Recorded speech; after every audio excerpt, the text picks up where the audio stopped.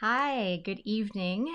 This video tonight is for parents all over dealing with being quarantined and having your kids all of a sudden thrust into distance learning and you being thrust into all of a sudden having to be a homeschool teacher, parent, and a lot of the time you're still expected to do your job from your regular employer, and that's a pretty impossible mix. So if the memes on the internet are anything to judge by, it's been a rough week. So I am here to help you uh, hopefully navigate this next week in a little bit smoother of a fashion. And so my thing is STEM challenges. We may never have crossed paths before because I tend to do most of my videos and most of my work geared for classroom teachers. So if we have not met yet, hi, I'm Carrie Tracy, and I pretty much live for helping teachers and educators everywhere learn to expertly implement STEM challenges because it brings brain-busting joy to teaching and learning. And so I'm going to do a little bit of a tweak on that this evening and help you implement STEM challenges with your kids. And I'm going to give you a couple of options. So I'm going to give you some quick tips. If you enjoy this whole homeschool parenting thing and you want to facilitate with your kid and get into it, I'm going to give you options for and tips for how to do this.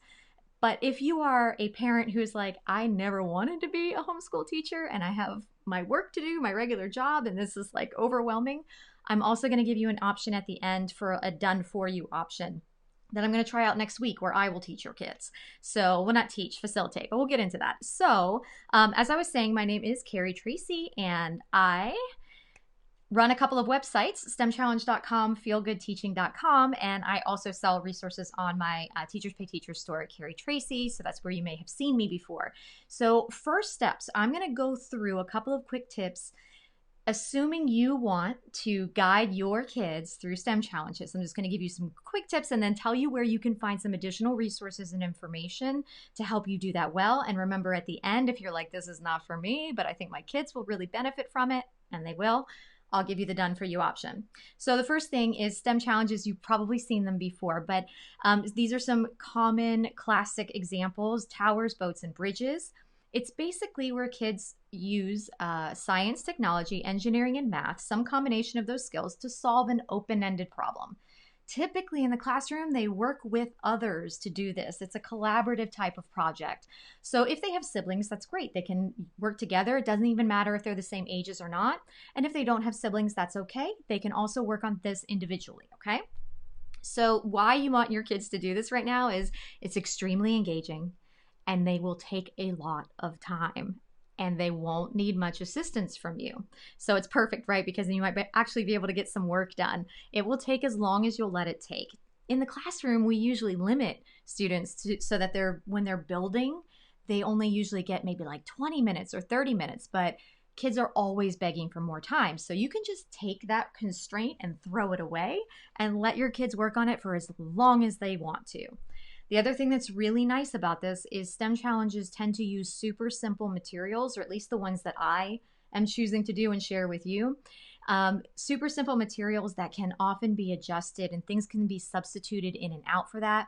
And if it's not immediately clear to you when you're looking at a STEM challenge, because I'm going to show you where you can see video overviews of 52 challenges, so you can find one that works for you, you can see the materials, and if you're not quite sure how to substitute one thing for another, you can always leave a comment or a question for me in any video that you're watching. So there are a couple different approaches you might want to take as a parent, being a first-time homeschool teacher. So the first one is just fun. You can do STEM challenges just for fun, just for the fun of it, and just kind of like leave it there. Build a tower, build it as tall as you can, and then when you're done, maybe you talk about it a little bit.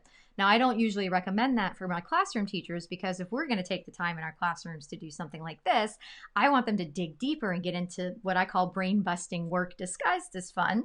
And we dig into some of our academics and tie in some scientific analysis. And I'm going to show you a little bit on how you can do that option if you want to, and understand there's a lot to learn about this. And I know you're already overwhelmed. So I'm going to give you kind of like a high level and share with you another place where if you decide you're into this, if you're like nerding out about it like I always have, then you might want to dig deeper, and I'll show you where you can do that.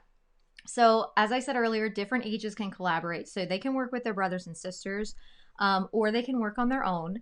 And you do want to make sure that whatever you're giving them for, if it's a tower, a boat, or a bridge, or one of the 52 challenges I'll share with you, you're basically giving your kids a problem and you're giving them some criteria, some requirements for how they have to build it, and some constraints or limitations.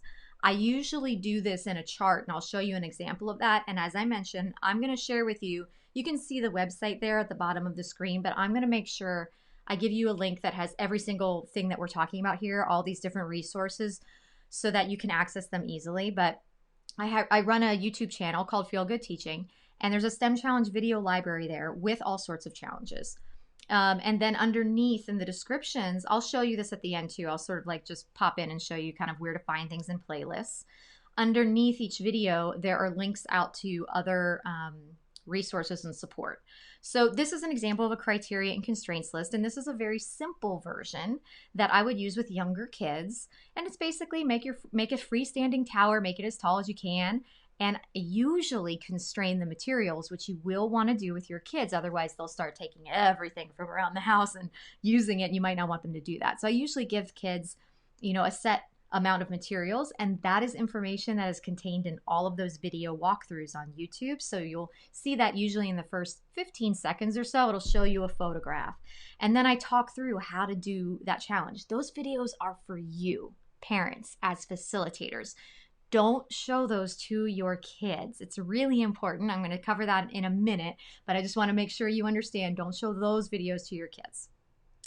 Now, the build time I usually constrain, but I wouldn't here. If you want them to take a lot of time so that you can focus on, your adult life and your requirements and limitations, then just remove the building constraint. For older students, you can still do a tower challenge, but you might just add a couple of extra criteria and constraints in there to make it a little bit more challenging. Have them build 2 towers or 3 towers. Have them build using certain 3D solids, 3D shapes. Have them build it so things will stand in it or fit in it or hold a weight. There are a lot of ways to adjust. I just wanted to show you a couple of quick ones there. As I was saying, you don't want to show your kids photos of or examples or things they might be able to do, and those are shown in my videos for you as the facilitator to give you some ideas as to how it might look and how it might go in a classroom or in your house. Now, the reason you don't want to show that to kids is because it really inhibits their own problem solving and their own creativity, because once they see an example, 99 times out of 100, they try to build that instead of trying to think of something new. So don't show them examples and just let them go at it.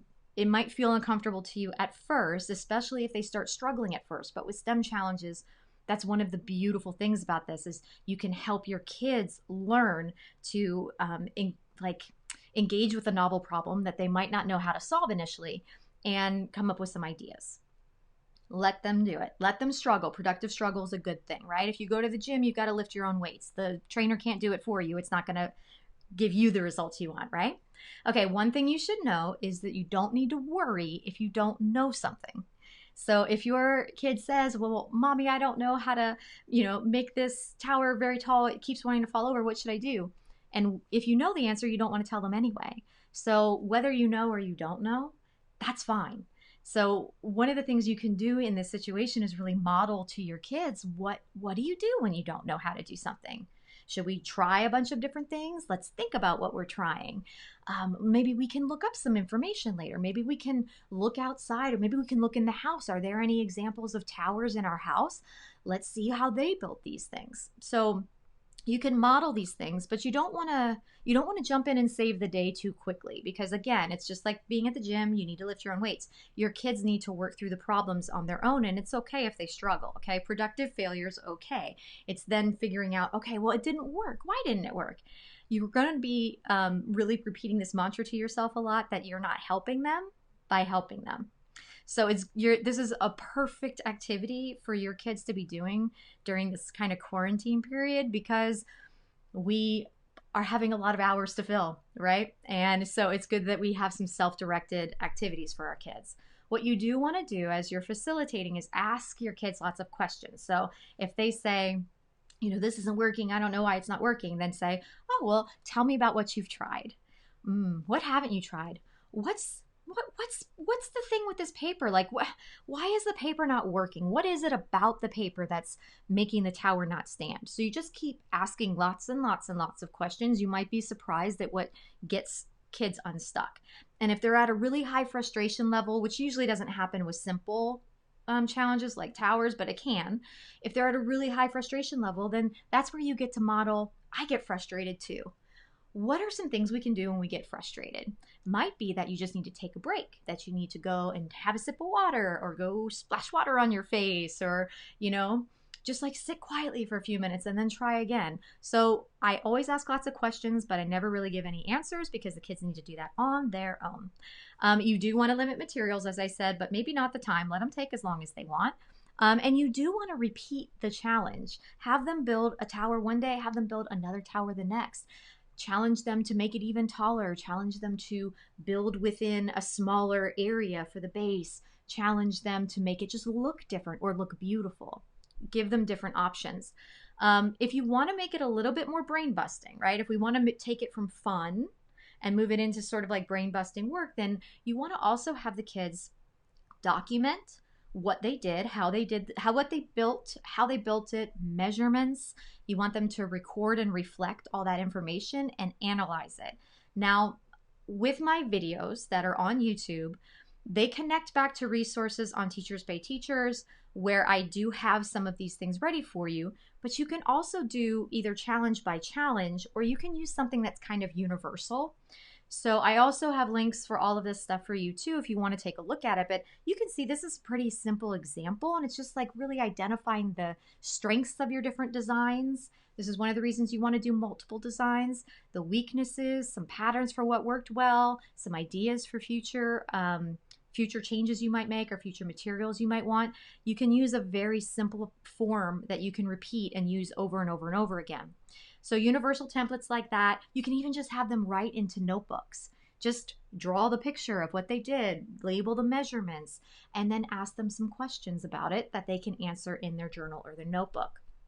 Now, if you want a little bit, if you start doing this and you start kind of geeking out a little bit and you want to know more, like what are the details and how should this really look, if you wanted to make it more systematic in your approach, then there is it's like maybe like an hour, 45 minutes to an hour, an in-depth training that I've done that's free, and it's on the YouTube channel. Remember, I'll link you to everything. And if you're watching this video right now or any video on my YouTube channel and you have a question, just ask it. I get notifications when you comment or question, and I'm happy to answer those. You also might want to check out the stemchallenge.com/blog, because all of the links that I'm talking about right here are going to be there. And then the option that I'm going to talk about next is the done for you option. So let me come back and pop back on screen for you, full screen. And I'm going to tell you about the second option. Then I'm going to show you where everything is that you want. In fact, I think I actually have the link right here. Let me see if I do. Okay, so I'm going to link that right there. So a link will pop up. It'll be in the comment section, and that will take you to the stemchallenge.com blog, where I have links for all of these things, and I will walk you through them, okay? So the done for you option. I'm trying something new next week, starting Monday, March 23rd, and it's going to be at 10 a.m. Pacific every weekday. I'm going to actually make videos that are presented to your kids. And I'm going to be focusing on trying to cover as wide a range of ages as possible. I think it will best apply to elementary and middle school, but honestly, like I'm a grown-up and I love building stuff too, so I think it can apply to a wider range than that even. So what I'm going to do is I'm going to walk them through doing STEM challenges, and we're going to focus on a different one each week and go into depth. I'm going to be sharing video directions. I'm going to be sharing, here are the materials you need, and here are the different things you could substitute, because I'm going to use super simple materials like paper and tape and scissors, but some kids might not have tape or scissors in their house. So I'll be working to be as flexible as possible with the materials so that most everybody will probably have something they can use to build. Then I'm going to increase the difficulty and give options for kids to self-select. Like I need this to be more difficult because maybe I'm in middle school and an 8th grader is going to want a little bit more of a challenge than like a kindergartner, right? So I'll give them their options, and I'm going to give them also assignments and ways to record and reflect. And that's going to be, those will be shared probably mostly through Google Drive. And if you have any questions or suggestions, let me know, because this is the first week next week that I will ever try anything like this. So I suspect it might be a little bit of a bumpy patch, a little bit of a bumpy road, as it might have been for you this week as you sort of learned about this new normal that we are in. But my goal is to make it easy for parents and easy for teachers to share this with kids and have them be able to largely do the work unassisted so that everybody else can focus on what they need to. We'll see how it works, and I'm very open to suggestion, and I welcome your feedback as we go through that week if you choose to do this. And if it goes well, and I think it will, I hope it will, then I will continue doing that every week as long as we are quarantined here in the US to get us through this. So I wanted to show you one more thing. Let me make sure I close the right window and not the window I'm speaking to you from. All right, and then I wanted to share with you couple of different tools, things you can look at. So let me unshare my face here. So this is the YouTube channel that I'm going to share with you. Now, this is not the one where I am going to be talking to kids. This is the channel that is for teachers and for you as a parent, now parent turned teacher, right? So that Secrets to Successful STEM Challenges video I was talking about, that's right here. It's pinned to the top of this Feel Good Teaching YouTube channel. And if you scroll down, you'll see these playlists here, and I have these organized seasonally. The first one is Getting Started with STEM Challenges, and that one is going to have all different types of like training ideas and questions you can ask your kids. When I said you want to ask them lots of questions, there are example videos in here of what to do. There are 29 videos in that list. But as you go through here, you'll see there are seasonal STEM challenges, and they're already grouped. So you can go through and click on those.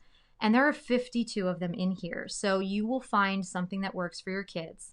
And within, like I said, every single STEM challenge, underneath it in the description, I need to actually pause that so it does not keep making noise at us. Underneath in the descriptions, you'll see if you show more, it's got some other links to some things that might help you. So that's there for you. Another thing I want to share with you as a resource that you might find very helpful, I hope, is this on my blog, this personality quiz. So this is actually written for teachers, but I think it'll still work for you even as a parent. There are 10 questions, and then at the end of that, you will get a it's like a set of directions, kind of like here's where you go from here. So the personality quiz is meant to sort of help me gauge where teachers are in their like learning to implement STEM challenges. So even though some questions might be a little bit like specific to classrooms, I think you'll still be able to answer it pretty easily, and there are only 10 questions. It's pretty fun and pretty short. After that, what it'll do is it'll direct you to a page that'll say, okay, well, here are your next steps. Here are some blogs to check out, or here are some videos to check out. Here are some free resources for you. And then on top of that, there's an option if you put in your email that I'll send you 5 days of STEM Challenge freebies with trainings and extra materials. So that's another resource you can use as a parent if you want to do that. And then the final thing that I'm going to direct you to is the blog post that I'm sharing right now. That's the link I shared in the comments. And everything I've mentioned here so far is linked. So everything you will need. Now, this is the one thing I wanted to point out here at the bottom. This is the done for you option that I was mentioning. So I am starting this. You're going to want to click on this because the website, pardon me, I need to get myself back up here. The YouTube channel, pardon me. I am not sharing the done for you videos that are for your kids on my Feel Good Teaching channel, because that channel is really meant for teachers and parents. And as I said, it's important, it's imperative that you don't show those STEM Challenge video walkthroughs to your kids, because it inhibits their own problem solving and creativity, and that's a problem. So that's why I wanted to keep these channels separate. So ones that are directed toward kids are going to be on its own YouTube channel, and that's going to be up and running probably later tomorrow, Sunday.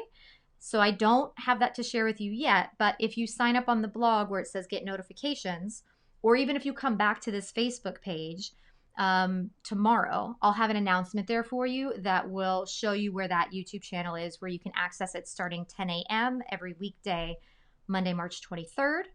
And if you have any questions on anything, you can always ask in the comments underneath any of the videos that I'm sharing. So I think that is it for now. I hope that you and your family are doing well, and I hope that this helps you and your kids have a better week next week. I will see you soon. Bye for now.